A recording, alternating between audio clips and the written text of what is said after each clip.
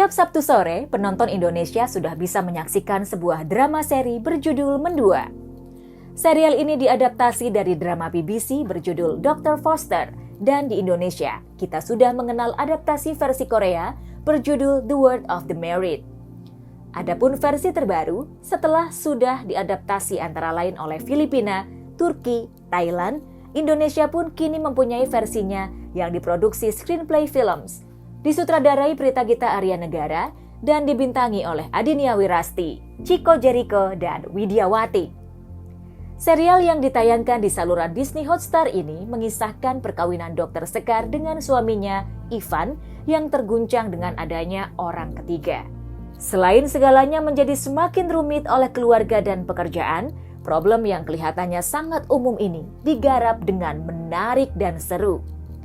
Kali ini, layar bersama Leila Chudori berbincang dengan sutradara Prita Gita Arya Negara dan pemeran utama Adinia Wirasti tentang proses pembuatan serial ini, sekaligus juga ngobrol santai tentang rekomendasi mereka untuk menyaksikan karya-karya apa saja di dunia perfilman atau serial.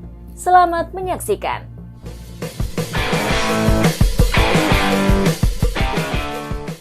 Halo Prita, halo Asti, apa kabar? Hai, baik. Selamat tahun baru, selamat ulang tahun. Terima kasih. Ada yang kebiasaan baru nih saya nih tiap Sabtu ya. Tiap Sabtu jam 3 udah langsung ya. Gara-gara ini nih. Gara-gara dia nih. Gara-gara ini. Nah, aku jadi pengen tahu nih Mendua nih kan katanya selain memang originated dari British version ya, Dr. Foster juga penonton Indonesia tuh banyak sekali yang nonton versi Korea ya, The World of the Married. Ternyata juga ada versi-versi negara lain ya. Yep. Nah, kalian berdua nih ketika diminta, ayo kita mau bikin ini versi Indonesia, gimana, Rita? Aku dulu ya. Ya waktu itu dipanggil sama Pak Wiki ya, produser screenplay.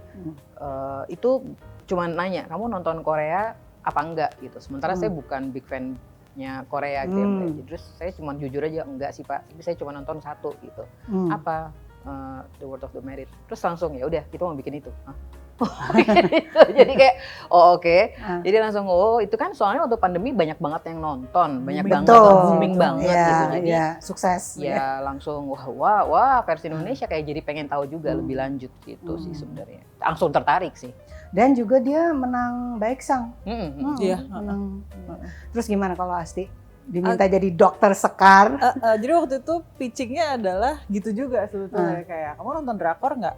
Nonton sih beberapa karena my first drakor sebetulnya Goblin. Abis itu aku nonton what was the other one? Crash Landing on You. Oke. So The World of the Married actually my third drakor. Ada yang menarik buat saya karena kebetulan ini di Indonesia keluarnya setelah ada yang sukses juga dengan tema yang mirip-mirip ya. Yes. Cinta Segitiga juga gitu ya. Yang mungkin saya nggak tahu kalian udah nonton apa enggak, tapi yang satu film, yang satu serial. Ada rasa ini nggak? Waduh, ini gimana ya cara membuatnya more original atau gimana? Ada feeling gitu nggak? Mungkin Asti sebagai tokoh yang dizalimi begitu ya di dalam perkawinan gitu, kan di cerita-cerita lain juga begitu. Itu gimana? Sebenarnya terus terang aja, I limit myself untuk punya ekspektasi macam-macam, terutama dari karya-karya lain. Dan sebenarnya yang lebih berat lagi di sini adalah karya originalnya yang ada Dr. Foster.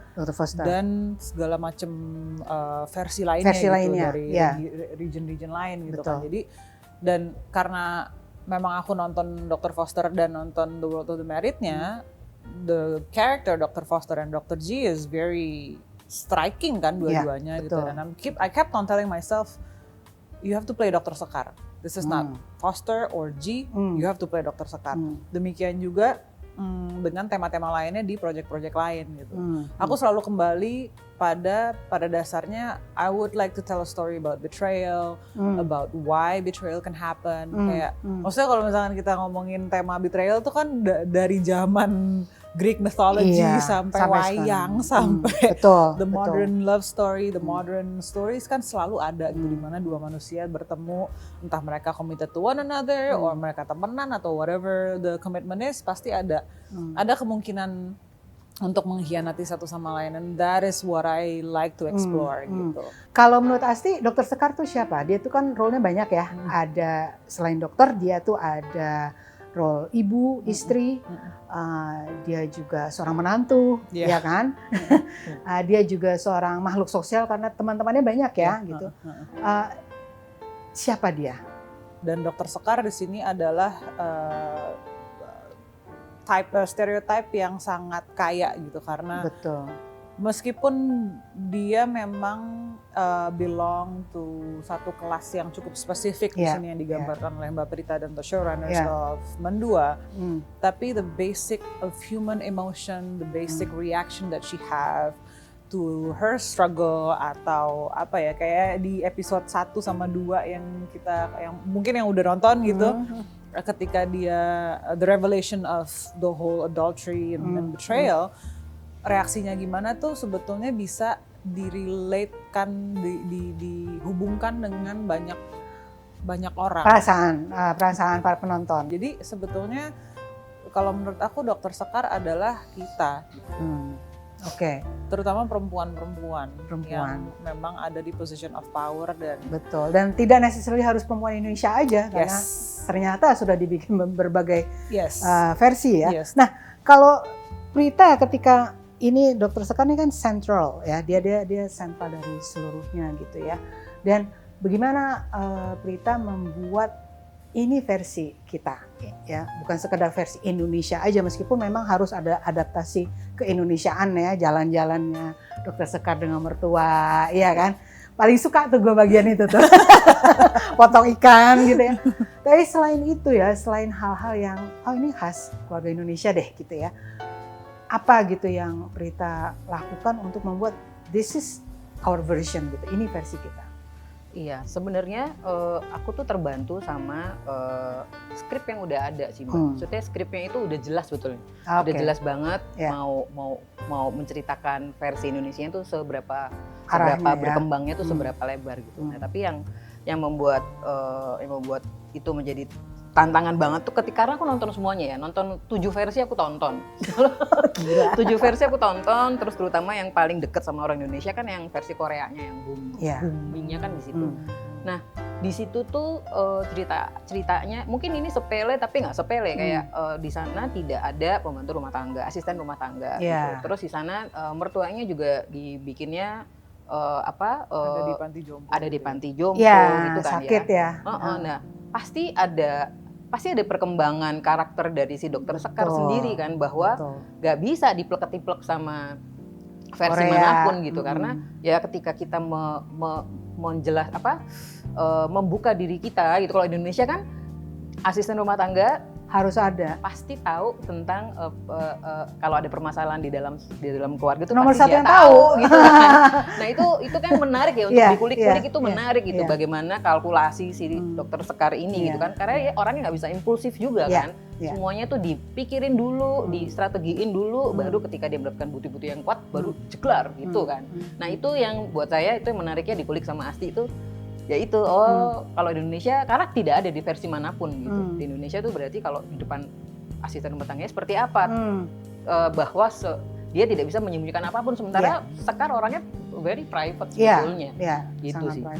Tapi saya tertarik sekali itu diskusi menantu dan mertua di pasar itu, dan ketika apa sih perkawinan itu apa, cinta itu apa, dan mertuanya apa ya, waktu respon pertamanya bahwa menantunya tahu, ya udah kayaknya lo tahanin aja kan, kira-kira gitu. Dan kita sebagai generasi yang what gitu kan, dan Sekarnya tuh ekspresinya agak kayak protes, tapi she wants to be very polite gitu ya, karena this is my mother-in-law. Saya pengen tahu ini Asti waktu adegan ini, episode ini itu bagaimana membangunnya, karena saya yakin juga Asti wow mertua gue nih gitu, itu gimana? Sebenarnya waktu itu aku mengikuti karakter aja sih gitu, karena I think I'm at a point in my career where aku nggak terlalu suka menyampurkan emosi yang aku punya di kehidupan pribadi dengan karakter yang sedang aku mainkan gitu. yang bikin menarik dari method itu adalah aku menjadi seperti tamu terhadap emosi itu sendiri gitu. The elements of surprises itu selalu ada di setiap take yang dimana jadinya ketika saya membuat diri saya reseptif pada permainan co-starsnya, jadi kayak ada letupan-letupan yang aku sendiri udah juga natural kayak, ini gimana nih gitu. Ada elements of surprisesnya yang menjadikan adegan itu jadi selalu otentik dan tangible. Karena itu yang penting juga kan, gitu. Pada saat kita baca, it's not belum memadat gitu, belum tangible, dan gimana caranya supaya itu bisa memadat. Aku beruntung banget karena lawan mainnya Widyawati gitu sih. Jadi memang. Nah, tapi itu kalian berdua tuh tektoknya itu saya juga ikut emosional gitu karena ya ini saya paham ini ibu dan itu anaknya, dan dari awal udah digambarkan ibu Ivan ini agak anak mami gitu kan, ya kan udah digambarkan seperti itu gitu. Nah, tetapi ketika menghadapi menantu dia juga ternyata kita paham endingnya dia sebenarnya ingin mempertahankan menantunya kan gitu ya. Dia sayang dan dia endingnya kita tahu gitu bahwa lo jangan manggil gue mami gitu kan, yang waktu sama kita agak tepuk tangan dong di situ. Gitu. Nah, jadi itu salah satu episode yang keren banget deh menurut saya tuh. Tapi kalau aku boleh nambahin, memang diskusinya panjang sih Mbak. Itu yang adegan itu kelihatan.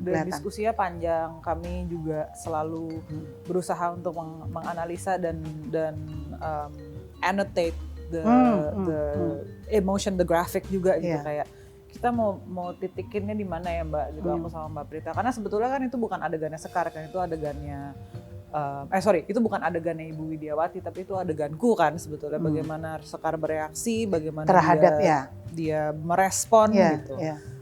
Karena status quo-nya kan ya memang ya Bu Rosmina, bagaimana Sekar akan mengatasi atau merespon itu sebenarnya aku bilang. Jadi emang kami mendapat privilege yang cukup tinggi gitu sebenarnya. Sebelum syuting udah ngebahas dari 2 bulan sebelumnya ya? 2 bulan sebelumnya. Oh panjang juga panjang. Ya. Dan adegan itu yang selalu kita balikin gitu. Itu ke situ gimana ya, karena itu buat aku pribadi itu menjadi anchor point yang kedua gitu di 8 episode ini. Gitu. Karena tergantung di situ bagaimananya. Itu bagaimana reaksi yang membuat Sekar ke belakangnya berencana gitu. Jadi panjang diskusinya. Itu salah satu puncak karena gini, saya ketika nonton yang Korea, buat saya yang paling mengejutkan sebenarnya justru bukan infidelity-nya si suami. Laki-laki itu kita udah tahu dari awal kan, udah ada di blurb-nya bahwa ini tentang perkawinan yang guncang dan sebagainya. Tapi yang paling terkejut untuk saya sebagai penonton adalah karena teman-temannya udah pada tahu gitu, dan bahkan involved in all their outings gitu, in their whatever hangout. Itu yang mengejutkan buat saya, dan yang tidak bisa saya bayangkan perasaan Sekar atau dokter ini ya yang di Korea gitu. Dan itu juga yang terjadi di versi Indonesia. Nah, saya pengen tahu Prita nih bagian ini kan bagian ketahuan, tapi kalian bedanya melibatkan ada persoalan hacking dan sebagainya gitu ya, agak berbeda dengan versi yang lain. Itu bagaimana? Karena buat saya itu bagian yang tersulit, untuk salah satu yang tersulit. Bisa ceritakan nggak itu? Iya, sebenarnya itu tadi bahwa ini kan sebenarnya series, jadi ketika nonton pasti emang gitu tuh, kok gini, kok gitu, kok gini, kok gitu. Karena sebenarnya jawabannya itu sebetulnya ada di episode setelahnya gitu. Sebenarnya kan di episode setelahnya sebenarnya udah tayang juga itu. Safina menjelaskan bahwa sebetulnya dia juga tidak punya plan. Kalau di versi Indonesia tidak punya plan untuk mengkhianati sih sebetulnya. Cuma Safina karena yang Melissa Karim. Melissa Karim gitu. Karena dia tidak datang, mereka udah kadung karena taunya juga sama Sekar anyway, tapi ternyata nggak datang, terus adanya dia. So they got blindsided by Ivan. Jadi sebenarnya Ivannya juga kan yang memanipulasi ini semua gitu. Jadi ya itu tadi, tapi untuk tidak me-reveal itu di depan, jadi emang sengaja buat orang pro ke Sekar dulu kan. Dinamikanya itu yang harus dimainkan kan, bahwa tidak bisa kalau satu film kan semua harus jelas tuh. Harus jelas. Iya kan, kalau ini tuh emang ya udah kok gini, kok gitu, kok gini ya memang tonton lagi gitu. Terus Ini nih ya, soal series ini nih 8 episode nih ya. Jadi untuk pemirsa yang belum menyaksikan, buruan aja menyaksikan. Sementara kalau di versi-versi lain panjang-panjang gitu ya. Ini nih kalian emang sengaja, ini bakal ngegantung, oke lah gue nggak boleh dikasih tahu, tapi ini sengaja mau pendek dulu, kemudian nanti ada season berikutnya atau gimana? Nah, kalau di awal memang dari pihak screenplay Pak Wiki sama showrunner Anthony Bunco memang udah bilang bahwa kita akan mencoba 8 episode dulu. Kalau di versi Koreanya tuh benar-benar di tengah-tengah. Nanti lihat dulu animonya masyarakat seperti apa. Kalau memang nanti berjalan dengan baik ya, aku sih juga ini ya juga. Jadi semacam season 2-nya gitu. Iya, ada season 2-nya, tapi itu pun masih dilihat. Dari ini semua berapa tadi 8 episode menurut Asti yang paling menantang itu dikerjain ya? Ya, apa masuk ke seni perannya tuh dari 8 episode yang mana yang paling menantang? Yang mana ya Mbak? Soalnya kalau menurutku grafik emosinya Sekar itu kayak naik turun ya? Dominoes effect. Oh gitu. Jadi tilting one side, yang sana pasti juga akan kena gitu. Jadi selama 60 hari shoot itu tuh aku sama Mbak Brita kami selalu janjian gitu kayak oke, yang kemarin nih kita udah di sini levelnya, ini harus diapain supaya yang ini works, atau yang biar yang ini works juga berarti yang di tempat yang lain harus kita apain gitu. Jadi benar-benar kayak jigsaw puzzle yang harus kami kerjakan sama-sama karena syutingnya non episodik gitu. Ya, tapi misalnya gini ya, yang nggak ada kayaknya di Korea tuh kan ini si tokoh Sekarnya nih kalau udah marah bisa fisik juga sama si tokohnya Morgan itu kan, yang tentu kita semua sangat mendukung. Biarpun kita nggak setuju dengan physical assault, tapi oh my god this guy gitu kan ya. Itu nggak susah ya itu adegan itu? Enaknya sama Asti ini adalah dia menyediakan waktu 2 bulan itu full buat buat aku sih privilege ya, karena agak lumayan jarang untuk mendapatkan pemain yang dedikatif gitu. Jadi menemukannya bareng-bareng. Jadi nggak seperti saya tahu betul bahwa pemain tuh nggak bisa didikte, nggak bisa, itu harus ya interpretasinya seperti apa, sama nggak gitu. Terus nanti kita cari bareng. Terus saya juga membuka diskusi bahwa menurut Asti gimana gitu. Karena kan bagaimanapun dia, kalau saya tuh ribet dengan 12 karakter yang lain gitu kan, yang mungkin miss di satu sana sini gitu.